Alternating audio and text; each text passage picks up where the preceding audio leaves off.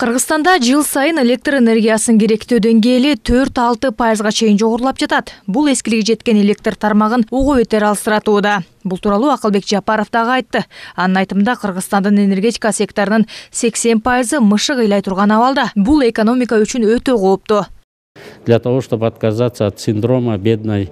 Бүгүнкү күнү өлкөнүн энергетикасы экономикада көйгөйлүү зона болуп турат. Эскиликтин жеткенчеги 30% кооптуу деп саналса, бүгүнкү күнү Кыргызстандын энергосекторунун 80% эскилиги жеткен абалда турат. Айрыкча электр энергиясына болгон тартыштык 6 миллиард киловаттты түзүп турганда бул өтө кооптуу. Ошондуктан Кыргызстан тартыштыкты жөнгө салуу үчүн коңшу өлкөлөрдөн электр кубатын импорттоп жатат. Ал эми жылуулук электр борборунун эскилиги болсо 60%ды көрсөтүүдө. До Нового года. Албетте, дал ушундай көйгөйлөрдөн улам дүйнөдөгү алдыңкы мамлекеттер энергиянын альтернативдүү жолдорун пайдаланууга өтүшкөн. Көпчүлүк өлкөлөр жылуулук борборлордон баш тартып, күн нурунун энергиясын түздөн-түз электр энергиясына өткөрүү менен пайдаланууда. Алардын катарында Кыргызстанда дагы массалык болбосо дагы биринсерин өкмөт саткан электр энергиядан толук баш тарткандар жок эмес. Биз бул күн панелинен офисте толугу менен бекер күн энергиясын алып иштетип атабыз. Биздин бул панелдердин иштеши мен азыр айтам, жайдан бери иштеп атат. Ошо жайдан берки иштетилип жаткан күндүн алынган энергиясы биз үчүн бүгүнкү күндө азыр бекер болуп жатат да. Салават мырза иштеген мекеменин имараты 2 кабаттуу. Бул жайда бөлмөлөрдөгү жарыкты эске албаганда эле 20дан ашык компьютер, муздаткыч, микротолкундуу меш жана башка бир катар тиричилик техникалары бар. Ошонун баары бүгүнкү күнү күндүн кубатынан алган энергия менен иштеп жатат. Ал үчүн коргоого бир канча күн панелдери коюлган. Күндүн нурунан алынган ток келип, зымчы балгылар менен келип отуруп, мынакей инверторго келип түшөт. Бул инвертордон жана мен айтып кеткендей өзүнчө аккумулятор болот. Бул буферный аккумуляторлор деп коет. Ушул аккумулятор өзүнө күндөн келген электр тогун топтоп бул жерден анан свет өчүп калганда ушул аккумулятордон алып сизге кайра ток бере алат. Ошондо мынакей бүгүнкү күнү азыркы учурда карасак, мисал үчүн мынакей потребление от городской электрической сети деп турат, көрдүңүздөрбү?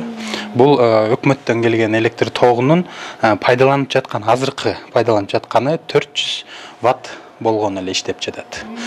Биздин офис бүгүнкү күндө азыр мына 2 киловатт электр энергиясын сарптап атат. Ошондо күндөн алынып иштеп атканыбыз биздики азыр 2 киловатт. Өкмөттөн алып атканыбыз болгону эле бир лампочканын эле тиги 2 лампочка жолсо, мисалы үчүн 100 ваттык лампочкадан 4 эле гана алынып атат. Албетте, мындай жабдыктарды колдонуу бул имаратты 40-50 жылга чейин бекер электр жарыгы менен камсыздайт. Бирок ага жараша баасы да арзан эмес. 1ден 4кө чейин күн панелдерин орнотосуз, анын ар биринин баасы $1300 айланат. Демек, өзүн актоо мөөнөтү 10 жылга чейин деп эсептелинет. Ошол эле кезде андан ары 30 жыл электр жарыгын бекер пайдалана аласыз.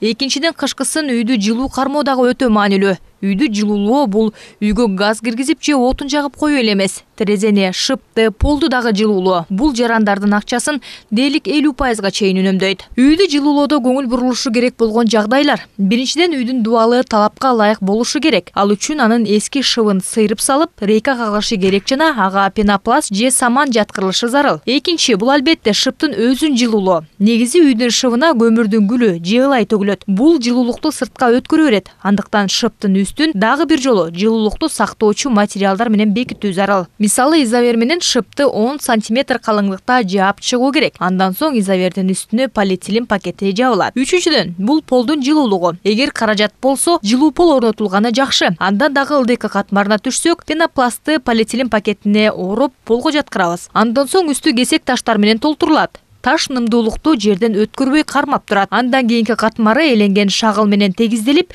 полиэтилен пакети менен жабылат. Төртүнчүдөн, эшик терезелер пластик эшик терезелерге алмаштырылууга тийиш. Бул дагы жылуулуктун 50%-ын сыртка чыгып кетүүсүнөн сактайт. Дал ушундай кадамдарды жасоо менен үйдөгү жылуулуктун 60%га чейин ысырап кылбай кармап турса болот. Буга кошумча электр жарыгын үнөмдөөнүн жолдорун эксперттер дагы айтып келишет. Үнөмдөөнүн 50% чейин төмөндөтүүнү кааласаңыз, эң жөнөкөй ыкмаларын эске ала жүрүңүз. Үйүңүздөгү сыналгыны караңгыраак жерге коюп, энергияны үнөмдөө режимине коюңуз. Ошондой эле электромештерди колдонууда идиштерди туура тандаңыз. Жылуулукту тез өткөргөн казандарды пайдаланыңыз жана анын түбү тоголок эмес, жалпак формасындагысы жакшы. Бул ашыкча энергиянын пайдасыз кетүүсүнөн сактайт. Чолпон Бешилен кызы, Эрнис Өмүралиев, Нью ТВ.